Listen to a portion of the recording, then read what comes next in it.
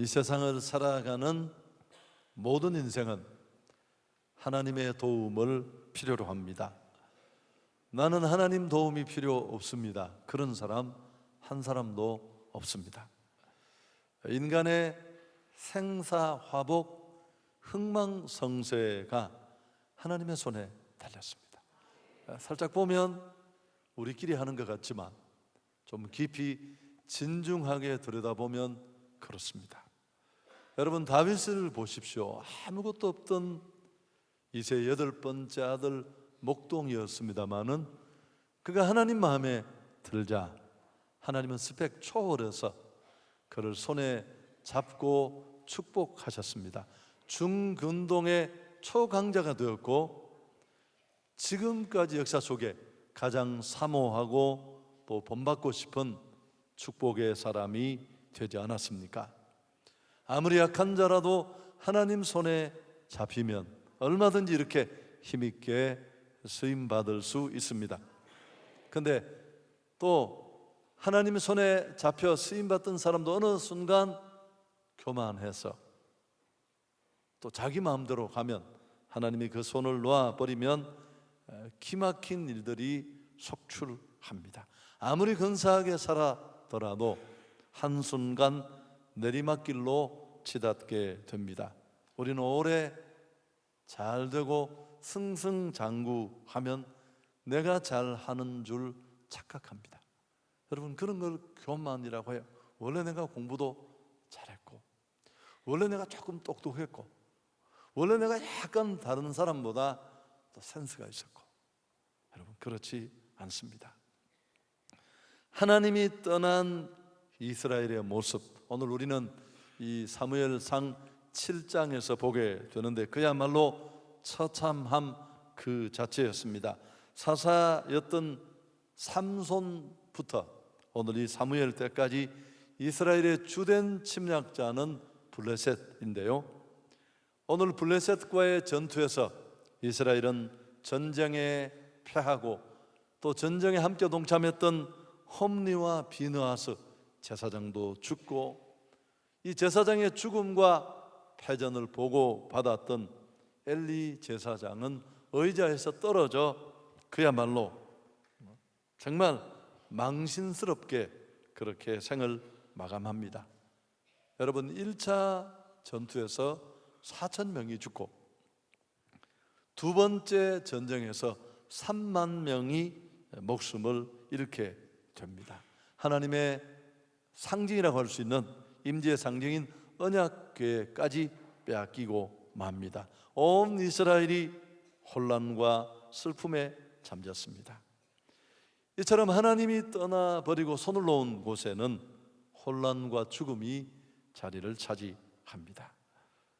여러분, 안타까운 것은 이런 상황에서 이스라엘이 이 혼란과 또 고통을 바라보는 그들의 시각이 더 문제였습니다. 자신을 돌아보는 것이 아니라 오히려 여호와께서 어찌하여 오늘 우리에게 이렇게 패하게 하셨는가, 오히려 하나님을 향해 원망하면서 하나님을 탓했습니다. 하나님이 어떻게 우리에게 이렇게 하실 수 있습니까? 어떻게 성민 이스라엘이 블레셋과 전투에 이렇게 많은 사상자를 내고 패배할 수 있습니까? 자기를 살펴보고 반성하기는커녕 오히려 하나님을 향해 원망을 쏟아놓습니다.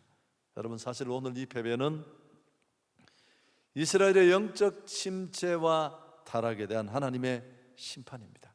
더 쉽게 말하면 이스라엘의 거짓 신앙에 대한 하나님의 징계라고 할 수 있습니다. 그런데도 그들은 고통의 원인을 찾기보다는 고난의 이유를 하려고 숙연해지기보다는 환경을 탓하고 하나님을 원망했으니까요. 이스라엘의 영적 상태가 어느 정도인지 우리는 충분히 알 수 있습니다. 잠언 19장 3절에도 사람이 미련함으로 자기 길을 굽게 하고 마음으로 여호와를 원망하느니라. 자, 어떻게 하면 우리가 끝까지 하나님의 도움을 받을 수 있을까요? 한두 번 성공하고 결과를 남기는 사역이나 삶이 아니라 일평생, 물론 때로 실패도 하겠지만 하나님의 손에 이끌림 받는 축복의 사람이 될 수 있을까요? 하나님은 언제 이스라엘을 도우시고 그들과 함께 하셨을까요? 블레셋에 빼앗겼다 돌아온 이 하나님의 법궤는 20여 년 동안 아비나답이라는 사람의 집에 방치됩니다. 이렇게 20년이 지나는 동안 벌써 선지자 사무엘은 소년기를 거쳐서 청년이 되었습니다.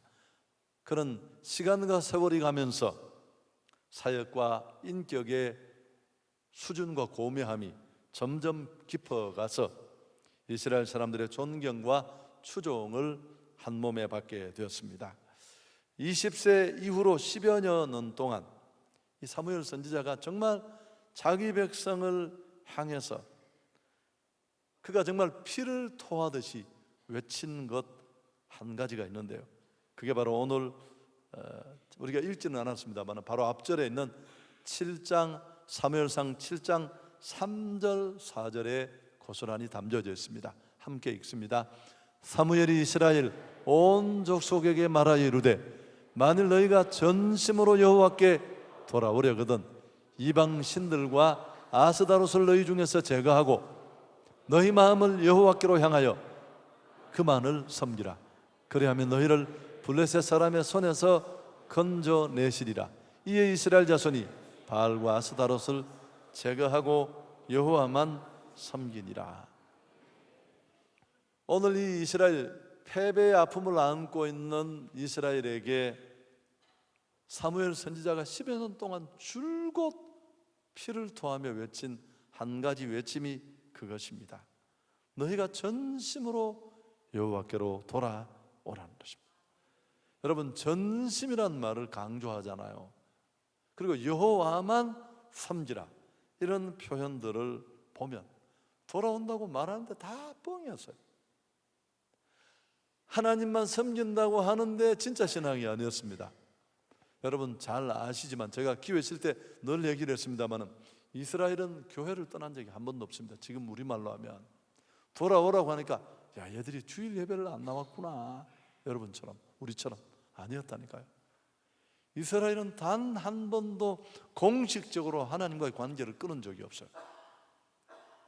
바알과 아세라와 함께 여호와를 섬긴 겁니다. 그래서 거짓으로 돌아가는 척하면서 두 가지를 함께 섬겼습니다. 사무엘은 자기 백성을 향한 촉구가 너무 단순했는데 제가 잘 쓰는 표현으로 바꾼다면 종교인으로 살지 말고 신앙인으로 살아라. 종교인 딱지를 떼고 신앙인으로 출발하라는 것입니다. 할렐루야. 이스라엘이 몸은 성전에 와 있었습니다. 양 잡고 소 잡고 향 피우고 피 뿌리고 아주 삐까뻔쩍했는데 그들의 중심과 마음은 다른 곳에 가 있었으니까요. 그래서 오늘 이런 절망과 성민이면서도 오히려 고통받는 삶이 그들에게 멈추지를 않았습니다. 그래서 초지일관 사무엘은 너희가 전심으로 여호와께로 돌아오라. 여러분, 이건 오늘 우리에게 주시는 음성이에요. 교회는 다니는데 변화가 없어요. 나는 예수를 믿는다고 생각하는데 사실은 교회를 다니고 있는 거죠. 로터리 클럽 가는 거나 다를 게 별로 없어요. 내가 기대어 있는 내 마음과 성품과 뜻과 내 인생 전부가 올인해 있는 곳은 하나님이 아니고 세상이니까요. 너무 많이 위선을 떨어서 나도 헷갈리고 스스로에게도 문제의식이 옅어질 수 있어요. 왜? 그런 사람이 너무 많으니까. 그러려니 뭐 신앙생활이 별것 있겠어? 그 당시 이스라엘이 그랬습니다. 오늘 우리가 그렇고요. 여러분, 정말 문제는 문제의식이 없다는 것입니다.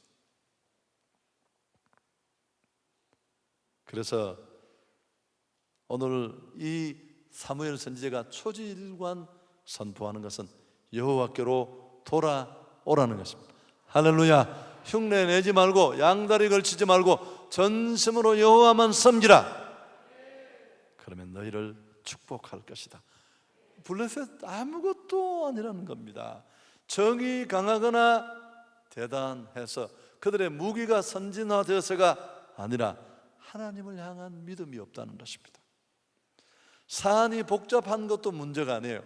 여러분, 세계적인 경제 위기 소용없습니다. 의미 없어요. 한국이 다 어렵다고 하던데 되는 일이 없대요. 그때 돼야 돼요. 나를 도우시는 근거가 땅에 있지 않고 하늘에 있다는 것을 우리는 보여줘야 할 것입니다.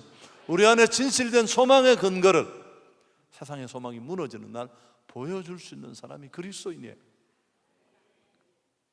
여러분, 언제나 믿음이 문제입니다. 그래서 오늘 이 본문에 보면 이제 우리가 말씀하는 이 색다른 기도의 포인트를 찾아가기 위해서 좀 제가 몇 계단을 놓아 보겠습니다. 이스라엘이 진짜로 여호와께로 돌아가는 과정이 사실은 이 사무엘상 7장에 나와 있는데 우리가 자신을 한번 스스로 우리 모두 비춰볼 필요가 있습니다. 그 시작이 2절에 나와 있는데 같이 읽습니다. 그가 기랏 야림에 들어간 날부터 20년 동안 오래 있은지라 이스라엘 온 족속이 여호와를 사모하니라. 여러분, 제일 중요한 단어는 사모한다는 말입니다. 이스라엘은 성전은 번질나게 다녔지만 하나님을 사모하지 않았습니다. 사모한다는 말은 하나님을 기억하고 찾는 것입니다. 하나님 없이는 안 되니까. 이스라엘은 그런 게 없었어요. 그냥 교회를 다녔지. 종교인은 그런 거 없습니다. 그냥 나오는 거예요. 동창회 가는 것하고 비슷해요. 그냥 약간 한켠이 따뜻할 뿐이에요. 오늘 예배 드렸다는, 종교 행사에 참석했다는, 출석했다는 안도감이 전부예요. 그러던 이스라엘이 깨지고 부서지고 하나님 없는 고통과 절망의 시간, 징계받아 알고 보니까 하나님이 얼마나 소중한지. 그런 시간이 20년 동안 이어지면서 그들 마음속에 켜켜이 하나님을 사모하는 마음이 생겼습니다. 할렐루야. 지금까지는 하나님 없어도 별로 불편하지 않았는데 하나님이 귀한 줄 알고 하나님의 도움이 큰 줄 알게 된 것입니다. 제가 이런 이야기 많이 해요. 청년들 지도를 오래 했잖아요. 지금도 가끔씩 이런 질문을 하는 친구가 있습니다. 결혼을 언제 했으면 좋겠느냐. 나는 이거 한 방에 끝낼 수 있어요. 결혼하고 싶어서 미칠 때 하십시오. 친구 결혼식을 갔다 왔는데 신호등이 안 보인다. 나는 언제 시집 갈지. 여러분, 그럼 결혼하는 거예요. 이 어려운 말을 못 알아듣는 사람들이 있다는 사실. 당분간 결혼하기 어렵습니다. 어느 날 이제 저희 교회에 와서 설교 한번 하셨어요. 제 친구가 있는데 우리 친구끼리 우리는 말을 놓지 않습니다. 왜? 피차간의 성격들이 좋지 않기 때문에 더 거친 상황으로 가지 않기 위한 안전장치로 우리는 꼭 예의를 하는데 친구가 전화 왔어요. 원욱 씨, 원욱 형제 할 말 있어요. 거저도 왜요? 나 무슨 대단한 일이 있을 줄 아는데 내는 장가갈 기라요.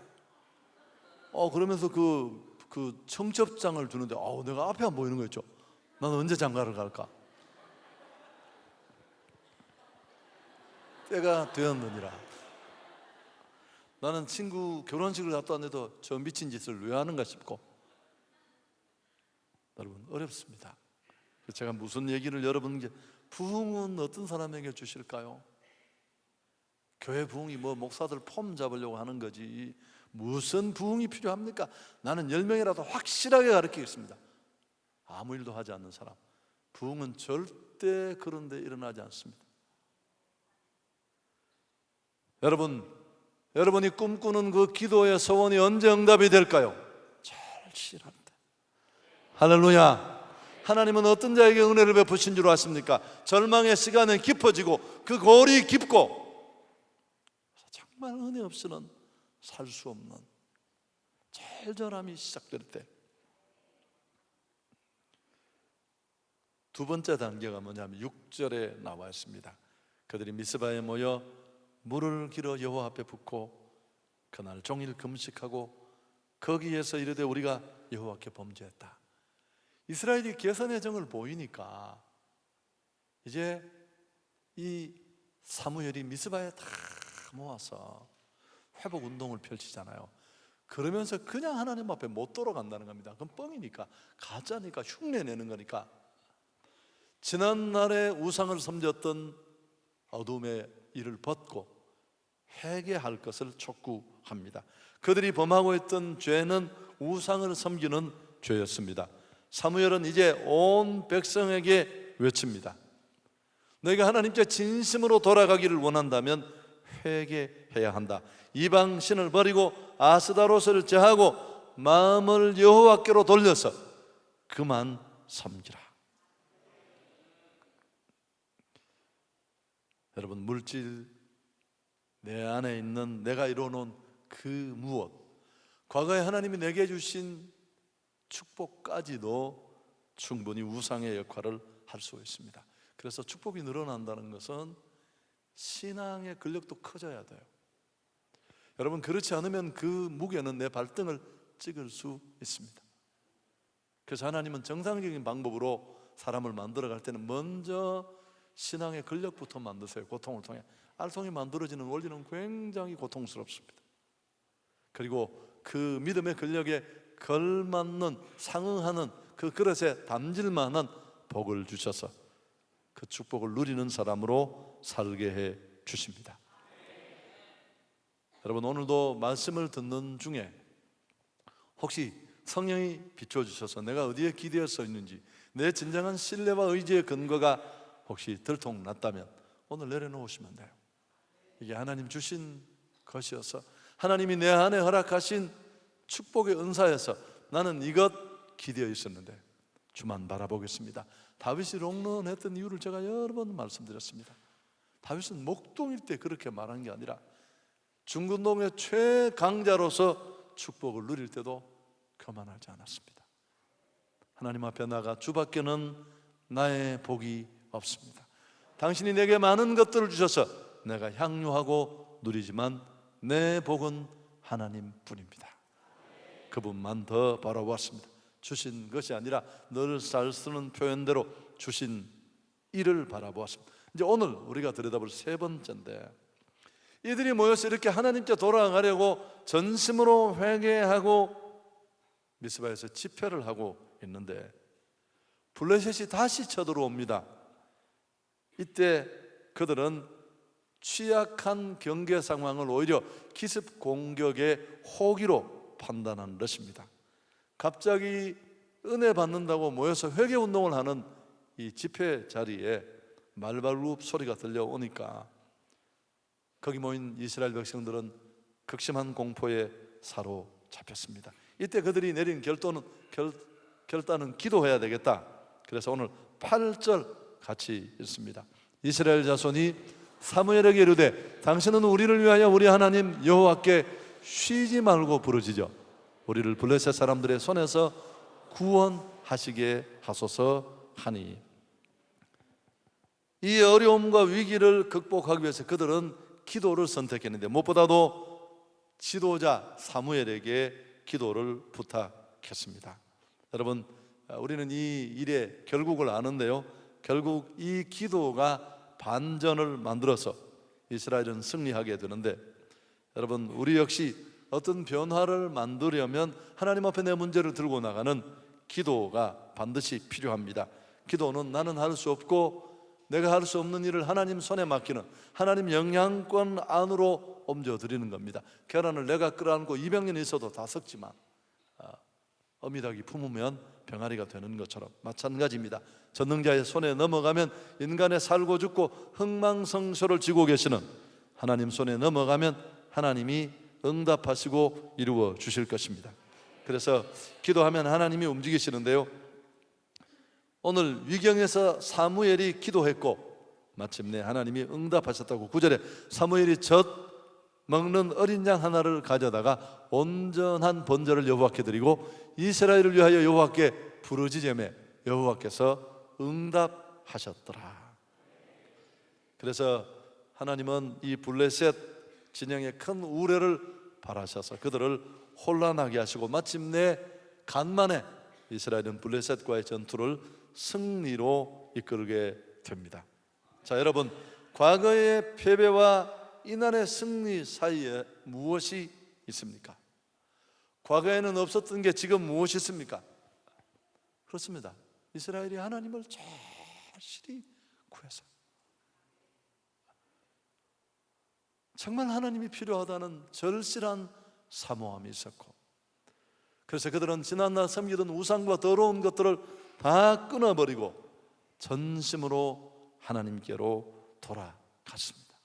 그리고 또 한 가지가, 앞에 우리가 두 가지는 이미 살폈습니다만 무엇보다도 하나님 앞에 간절히 기도했습니다. 과거에는 믿음도 없었고 기도도 없었습니다. 그렇지만 지금은 믿음을 회복하고 그들은 뜨겁게 기도했습니다. 자신의 힘만을 의지하는 교만한 자는 패배할 수밖에 없습니다. 오늘 이스라엘과 블레셋의 전쟁은 군사력의 차이에서 비롯된 것이 아닙니다. 하나님 도우심 여부에 좌우되는 것입니다. 여러분, 우리 삶의 모든 것이 그렇습니다. 끝까지 가보면 오늘 사무엘이 이스라엘의 요청을 받아 기도했고 또 이스라엘과 함께 기도해서 결국 이 값진 승리를 이루게 되었는데요. 여러분, 사무엘은 원래 기도의 사람이었습니다. 어머니 한나의 기도 무릎에서 태어났고 사무엘이라는 이름의 뜻이 여호와께 구하였다, 그런 뜻을 가지고 있습니다. 그런데 우리가 지금 색다른 기도라는 주제로 10번 성경에 나타나는 기도를 살피고 있는데, 여러분, 오늘 이 특히 세 번째 부분에 이스라엘과 블레셋 이 숙적과의 전투를 승리로 끝내는 이 사무엘의 기도는 어떤 특색이 있을까요? 구태의 이름을 붙인다면 사명적 기도, 그렇게 내가 아무리 생각을 해봐도 이렇게밖에 이름을 붙일 수 없습니다. 선지자로, 이스라엘의 선지자로 부름받은 자가 사명 있는 곳에서 그 사명을 맡은 자들을 위해 해야 할 가장 큰 일, 여러분, 그건 바로 선지자가 해야 할 일들이 여러 가지 있지만 자기가 맡은 백성을 위해 무엇보다 해야 할 일이 기도하는 일이었습니다. 그래서 이스라엘은 이 위기에 두려움을 안고 쉽게 이겨본 적 없는 그 적을 앞에 두고 기도를 부탁했고 사무엘은 기도했습니다.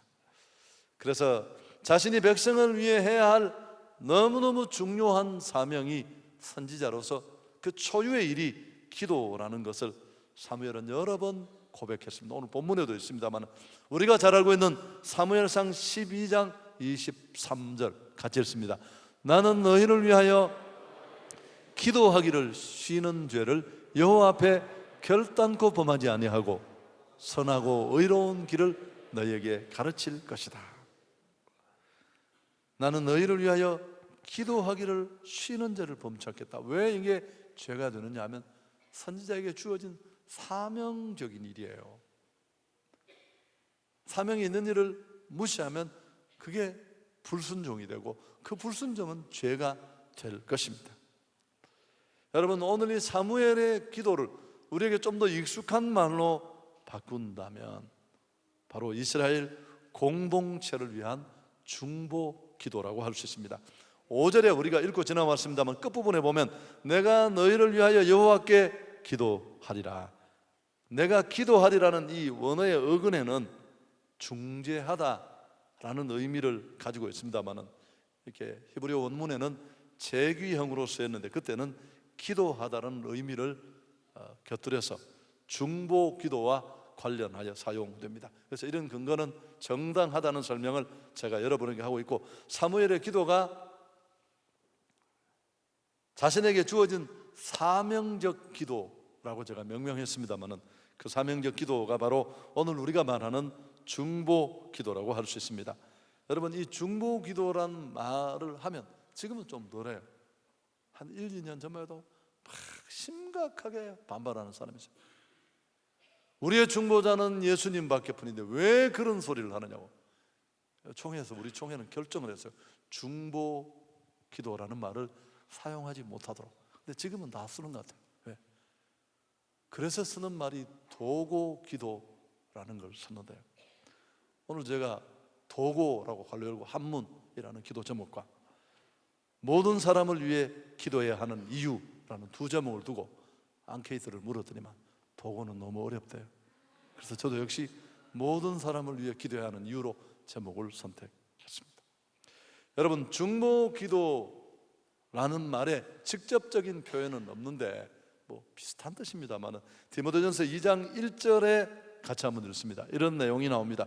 그러므로 내가 첫째로 원하노니 모든 사람을 위하여 간구와 기도와 도고와 감사를 하되 임금들과 높은 지위에 있는 모든 사람을 위하여 하라. 이는 우리가 모든 경건과 단정함으로 고요하고 평안한 생활을 하려 함이라. 중보라는 뜻이 도고라는 뜻인데 예수님의 중보 사역과 구별하기 위해서 중보라는 말은 예수님에게만 쓰자. 우리의 중보자는 그분뿐이니까. 근데 그게 오히려 혼란해져서 지금은 또 편안하게 쓰는 것 같아서 저도 쓰고 있는 것입니다. 여러분, 중보 기도는 간단하게 말하면 자신의 문제가 아닌 타인이나 공동체의 아픔을 끌어안고 기도하는 것입니다. 여러분, 이건 굉장히 성숙한 기도예요. 그리고 정말 아름답고 믿음의 수준이 있는 그런 기도라고 할 수 있습니다. 우리가 잘 알고 있는 베드로전서 2장 9절에 보면 우리 그리스도인 각자가 왕같은 제사장입니다. 그러나 너희는 택하신 족속이요 왕같은 제사장이요 거룩한 나라다. 여러분, 우리가 오늘 이 사무엘이나 우리가 영적으로 별로 다르지 않은 연장선상에 있다는 것을 알 수 있습니다. 기독인은 나 하나의 구원과 안위만을 위해서 존재하지 않습니다. 복음을, 구원을 그렇게 좁게 해석하는 것은 내 신앙을 심히도 허약하게 만드는 일입니다. 우리는 온 지구촌 세상을 향해 기도하는 사람으로 부름을 받았습니다. 제사장이 해야 할 일이 많고 많지만 무엇보다도 백성과 하나님 사이에서 중보하는 일이 초유의 사명이기 때문에 그렇습니다. 우리가 기도해야 될 그 범위도 대단히 넓습니다. 임금들과 높은 지위에 있는 모든 사람을 위해서 기도해야 한다고 말씀했습니다. 여러분, 우리가 살고 있는 이 시대만큼 중보 기도를 필요로 하는 시대도 없습니다. 절대적으로 기도가 필요한 그런 때를 우리가 살고 있습니다. 여러분, 교회도 교회대로 어렵고 대한민국이라는 이 국가도 전 세계에 힘 있는 열강의 각축전이 되고 있어요. 그리고 우리 한국이 처해 있는 경제 상황, 정치 현실, 또 대체적으로 제가 목회자로서 우리 성도들이 각자가 사업을 하거나 삶을 영위하는 일도 이런 시대가 있었을까만큼 우리가 힘든 때를 맞고 있습니다. 무엇보다도 우리는 자다가 깰 때요, 또 하나님 앞에 모든 것들을 내려놓고 기도해야 할 줄 믿습니다. 특히 우리는 자신이나 나, 우리 교회의 문제를 위해서도 기도해야 되겠지만 중보 기도의 폭을 넓혀서 오늘 도고와 기도의 범위를 정해 주신 것처럼 나라를 위해서, 지도자들을 위해서, 통일을 위해서, 온 열방과 민족, 지구촌의 평화 위해서 우리가 기도해야 할 줄 믿습니다. 여러분, 온 세상은 기도하는 사람들에 의해서 움직여집니다. 오늘 우리 영상, 대기 영상 자막에 이 부분이 잠깐 나왔습니다만은 딕 이스트만이라는 사람의 얘기인데 참 멋있습니다. 중보자는 다른 사람을 위해서 대신 싸워주는 사람이다. 참 너무 멋있지 않습니까? 내 아들이 군대 갔는데 나는 같이 싸울 수 없다. 어머니가 기도실을 지키면 대신 싸워주는 것입니다. 여러분, 내가 갈 수 없는 지구촌 그 먼 곳, 또 어떤 특별한 공간, 한계가 있는 곳, 나는 직접 참여할 수 있지만 당신이 새벽 전환에 철야의 기도 시간에 나와서 그 영적 현실을 가슴에 품고 중보하고 기도하면 대신 사워주는 것입니다. 그래서 이와 같은 중보는 나 자신을 그리스도와 동일시하는 활동이다. 그렇게 딕 이스트만은 중보기도의 가치를 극도로 치하했습니다. 찰스 스펄즈는 중보기도가 할 수 없는 일은 아무것도 없다. 여러분, 오늘 밤에 우리가 늘 기도하시고 또 기도에 열망이 있는 분들이 나왔습니다만, 무엇보다도 이런 기도가 나 개인의 기도를 뛰어넘어서 열방을 향한 기도로 또 중보기도의 폭과 깊이가 더해지는 그런 우리 모두가 되기를 축복합니다. 그게 우리에게 주어진 사명입니다. 특별한 기도의 사람들만 하는 일이 아닙니다. 중보기도는 오늘 모든 예수 믿는 기독인에게 주어진 사명입니다. 그래서 제가 이 사무엘의 자기 백성을 위기에서 건져달라는 기도는 사명적 기도, 중보기도라는 말보다 그 표현이 우리에게는 좀 더 와닿을 수 있으니까요.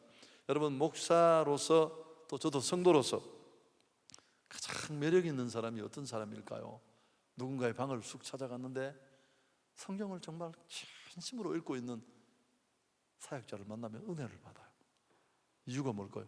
그런 일이 희귀해요.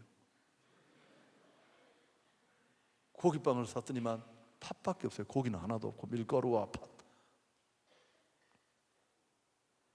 여러분, 그러나 그보다 더 감동을 받는 것은 형식적인 기도가 아니라 기도의 축복을 온몸으로 깨달아서, 여러분 젊은 날에 얼마나 잠이 부족하잖아요. 특히. 그런데도 1시간, 2시간 진심으로 기도의 맛을 알고 기도실을 지키는 사역자를 만나면 너무 행복합니다. 나는 저 나이 때 저러지 않았는데. 여러분, 신앙은 회의 때 드러나는 게 아니에요. 깔끔하게 자기 의견을 날카롭게 피력하는 것, 꼴값 하는 거예요. 그 정도 다 할 수 있는데 사람들이 왜 그렇게 안 하는 줄 아세요? 너무 똑똑해 보이면. 가난한 사람들은 명품 백을 들고 다니잖아요. 있는 척 보여야 되는데, 빌딩 20개 가진 부자는 좋은 옷을 못 입는데요, 사람들이 자꾸 돈 빌려달라 그러고 사기꾼들이 와서, 이 수준 차이가 너무 나죠. 여러분, 빌딩 20개는 없어도 돼요. 있으면 더 좋지만 그냥 재미있으라고 한 얘기인데 또 상처를 받지는 마십시오. 여러분, 삶도 사역도 기도로 하는 분들을 만나면 참 자극도 되고 도전을 받습니다. 바울이 바로 그런 사람이었는데 누구보다 능력이 있었지만 기도의 능력을 알았고 기도를 가르치고 외칠 뿐만 아니라 무릎의 삶을 몸소 살았습니다. 바울은 3차 선교 여행에서 소아시아 헬라의 여러 지역을 돌면서 교회를 세웠습니다. 갈라디아, 에베소, 빌립보, 데살로니가, 고린도, 이게 다 그때 세워진 교회들인데, 특히 에베소 교회는 3년이나 바울이 심혈을 기울여서 복음을 전하고 세웠던 교회입니다. 특별한 관심과 애정이 있었던 교회라고 여겨지는데요, 바울이 에베소 교회를 향한 중보 기도는 참 멋집니다. 에베소서 1장 15절쯤 6절 같이 한번 읽을까요? 이로 말미암아 주 예수 안에서 너희 믿음과 모든 성도를 향한 사랑을 나도 듣고 내가 기도할 때 기억하며 너희로 말미암아 감사하기를 그치지 아니했다. 이때까지 기도를 쉬어 본 적이 없다. 영어 성경 한 번역은 I have not stopped. 이 구절을 물고 우드라는 학자는 이렇게 해석했습니다. 바울은 에베소 교회를 위해서 기도할 때 성도들의 이름을 일일이 불러가면서 개별적인 중보 기도를 했다. 여러분, 도전이 되지 않습니까? 주일학교가 어렵다고 말하는데 어떤 주일학교 교사가 새벽마다 나와서, 여러분 제가 이런 사람을 실제로 만났거든요. 안 오는 애 집에 가서 대문을 잡고, 여러분 그 주일학교 사역이 어렵겠습니까? 안 어렵겠습니까? 새벽마다 교구의 이름을 불러가며, 여러분 저는 이걸 다 못한다는 게 내 안타까움입니다. 뭉태기로 하고, 정말 내가 이렇게 생각하면 눈물이 나는 사람들도 있어요. 얼마나 마음이 아플까, 그런 일을 당하면. 그런 분들은 제가 수첩에 적어 두었다가 꼭 합니다. 또 이렇게 중복 예배 마치고 나갈 때 기도 부탁을 하면 그 카드를 내가 때로는 달라고 해요. 그건 내가 제 방에 올라가서 한 번이라도 또 잊어버릴 수 있으니까 기도하려고 뭐 그런 것밖에 제 지금 상황상 어렵습니다만은, 여러분 어떤 것도 마찬가지입니다. 제가 만났던 한 작은 사업을 하시는 분은 부채를 안고 가게를 차렸지만 출근하면 그 사업장에서 기도하고 벽을 다 만져가면서 하나님 이 공간을 축복해달라고. 축복을 했을까요? 안 했을까요? 제가 어떤 곳에 은혜가 임한다고 했습니까? 갈망하고 삼하고. 시집을 어떤 사람이 간다고 했습니까? 다 마찬가지예요. 여러분, 우리는 사역자로서 바울에게 도전을 받는 이유가 여기 있습니다. 그렇게 많은 곳에 교회를 세우는데 에베소 교회에 복음을 전하는 것으로 내일이 끝났다고 생각하지 않습니다. 내가 보통 1년밖에 없었는데 3년 있었으면 오래 있었지 뭐. 그리고 끝난 게 아니라 그리스도 안에서 그들이 장성한 사람으로 자라나도록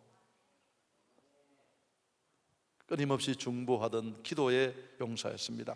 여러분, 진정한 목양자의 모습을 우리는 여기서 발견합니다. 잠언 27장 23절, 내 양떼 형편을 부지런히 살피며 내 소떼에게 마음을 두라. 목양이라는 말은 정말 아름다운 말이에요. 여러분, 아주 깔끔한 단어는 아니지만, 그러나 양을 품는 목자의 최고의 품은 기도로 품는다십니다. 나는 그의 필요를 다 채워줄 수 없고 그의 요구를 다 들어줄 수 없지만 주께 그 문제를 들고 나가 하나님의 도우심을 구하는 것. 모든 일의 깊이와 폭은 기도에서 결정날 것입니다. 여러분이 꿈꾸는 그 기도 제목, 또 행축에 내가 품고 있는 그 영혼, 이 민족이 사는 길도, 한국 경제가 다시 회복되고 열강의 각축 속에 지금까지 하나님이 지켜주셨던 것처럼 조금 어려움은 있을지 모르지만 마침내 그것도 합력하여 선이 되고 대한민국이 마지막 시대에 남북 통일되어서 세계 열방을 주교로 인도하는 선교의 도구로 쓰임받게 될 줄 믿습니다. 에스더 한 여자가 눈물로 조국을 끌어안고 기도했잖아요. 다 어려우실 때 이때를 위함이 아니냐고. 느헤미야의 결사적인 기도가 무너진 이스라엘을 다시 토탄에서 건져낼 수 있었습니다.